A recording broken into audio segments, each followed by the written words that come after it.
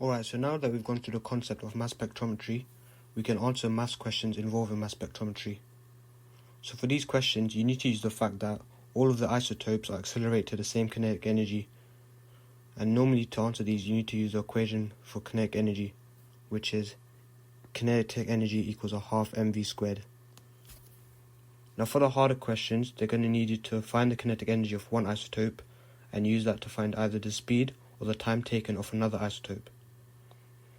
To work out the speed or the time taken, you may also need to use the formula speed times time equals distance.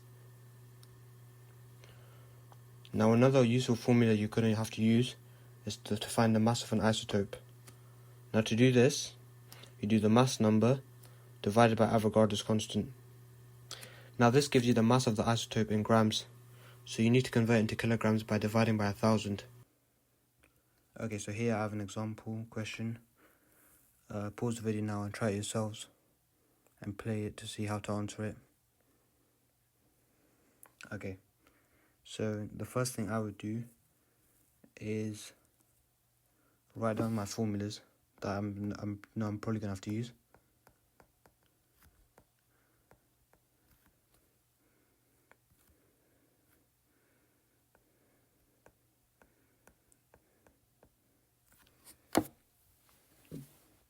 Okay, now from here, let's see what I do have. So I know I can work out the mass using that. I know that I have the kinetic energy. So with this I can work out the velocity. Now I know that I also have the distance.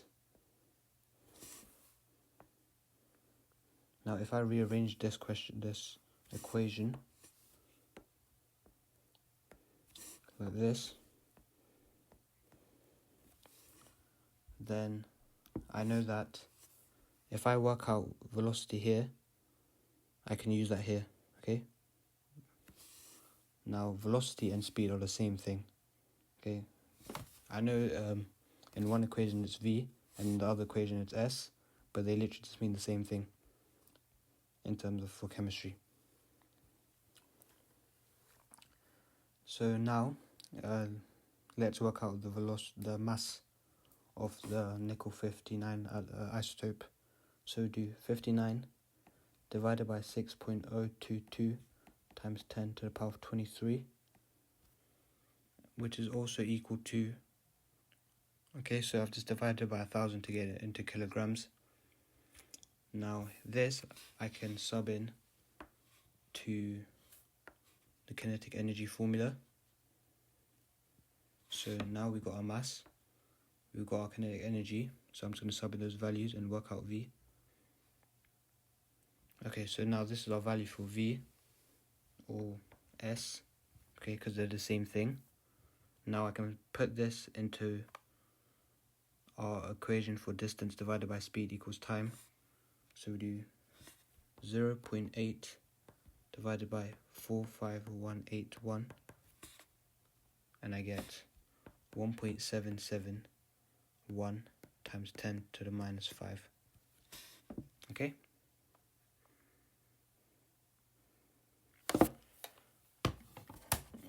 Okay, here's another one for you guys to try. Pause the video and do it yourselves, and then play the video to see if you got it right.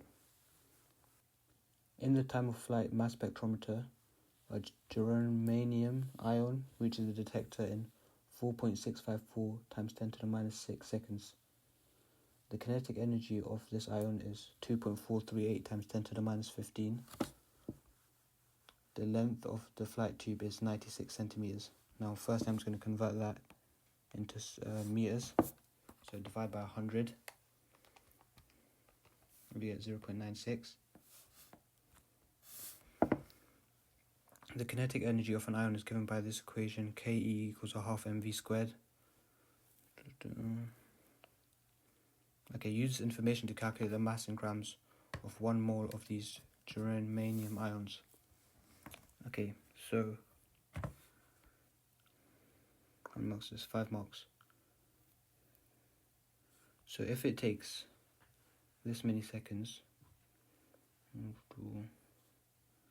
so essentially, once again, so the first steps for this, to make it easy, I would just say always do KE equals a half mv squared.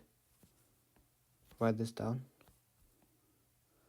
and then write down distance divided by time equals speed. Now, let's see what we have. So, we have our kinetic energy.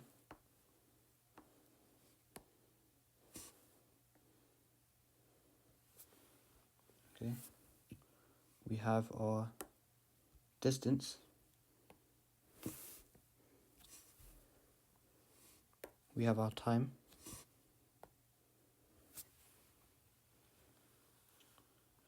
Now, we've been asked to work out the mass. Now, straight away here, we can see that since we have our distance and our time, we can work out the speed. So, let's do that now. So, distance divided by time gets us. Okay. And now, we need to do the kinetic energy formula. So, we can just sub this in. Okay, so this is the equation that we get. And I just need to solve for m. And I get the mass is 1.14597 times 10 to the minus 25. Okay, but this is in kilograms. So we need to times it by 1,000 to get into grams. So we get... Okay, so this is the mass of one atom. But they've asked us for 1 mole of uranium ions. So we need to times it by Avogadro's constant. So we get 6.022 times 10 to the power of 23. And we get... And the mass number is the same as the mass of 1 mole of uranium ions. Okay, this is because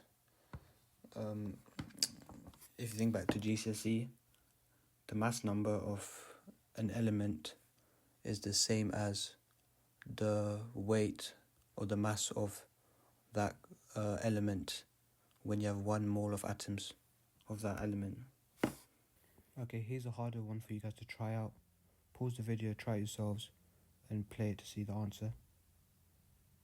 So a sample of bromine was analysed in a time-of-flight mass spectrometer and found to contain 2 isotopes, Br79 and Br81. After electron impact ionization, all of the ions were accelerated to the same kinetic energy and then travelled through a flight tube that was 0.95 meters long. The Br79 ions took 6.69 times 10 to the minus 4 seconds to travel through the flight tube. Calculate the mass in kilograms of 1 ion of Br79. Calculate the time taken for the Br81 ions to travel through the same flight tube. Okay, so we've got 2 different parts to this question. I'm going to call one part A and one part B. Okay. So for part A, all we need to do is simply find the mass of 1 ion of Br79. So that's just going to be the mass number, which is 79, divided by 6.022 times 10 to the power of 23. But then they're asking me for in kilograms, so we divide this answer by 1,000. Okay, now on to part B. Now, so we need to work out the time taken for the Br81 ions to travel through the same flight tube. Now we know the time taken for the Br79, and so we can use this in our maths expressions. So firstly, what I would do, just like before, I'd write down, just like how we did here, I'd write down the kinetic energy formulas.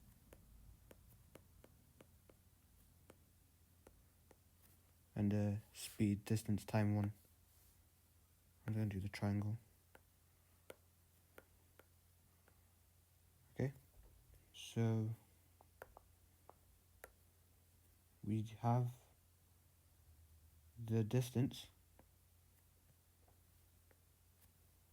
we have the time taken. Okay, so this is for the Br79 ion. And then for the 79 ion, we also have the mass, right? That we worked out in part A. Now with this, so if you look, we don't really have any information about the Br81 ion apart from the distance, okay, because they're traveling through the same flight tube. But we know if we work out the kinetic energy of Br79, that's the same kinetic energy as Br81, so we can use that because they accelerate to the same kinetic energy. So we can use that. So to work out the kinetic energy of this, we need speed, right? So we can work out speed from this, because this is the same thing as that, the velocity. So let's do that right now. So we get speed equals distance divided by time, which is, okay, now we can sub this in to work out the kinetic energy of Br79. So we do half. Okay, so now we have the kinetic energy of Br79, which is also the kinetic energy of Br81. We can use this to find out the kinetic energy. We can use this to work out the velocity of Br81, because we can do we can use our kinetic energy formula again, but this time, so we have this kinetic energy, and we can work out the mass of Br81. Okay, and now we get the velocity as 1402. And now we can use our distance time formula to get 0.95 divided by velocity, which is 1402. And now this is our final answer.